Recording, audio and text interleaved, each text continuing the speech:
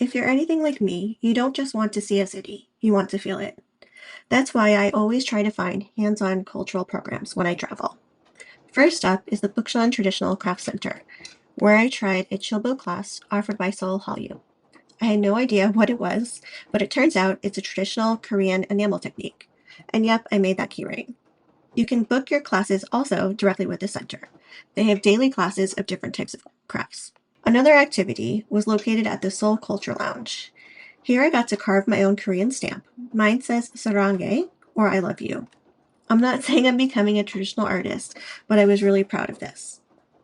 Some of the other programs I participated in, offered by the Seoul Hallyu program, were learning to make makgeolli and kimchi. Not only were these hands-on experiences, but we also got history and information that made the experience well-rounded. I also learned about two new venues, the Seoul Gallery, where I took part in the makgeolli class and got to try traditional tasting of Korean liquor, and Museum KimchiCon, where you learn about how kimchi is made, how it's stored, and some of the different types of kimchi. They have a tasting fridge, and they also offer classes. I got to make my own kimchi and try kimchi jeon. I've eaten a million different types of kimchi, but making it was a whole different experience.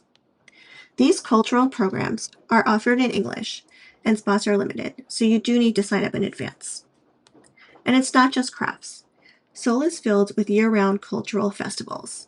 These are some of my favorite. The Winter Lantern Festival, the Fall Festival at the Buddhist Temple, and the Silvergrass Festival in autumn for dreamy nature views. You can find the latest events on Visit Seoul website or on their Instagram account. If you've been looking for a deeper, more meaningful way to experience Seoul, this is it. Whether you're solo or with friends, these programs give you memories you'll actually take home with you.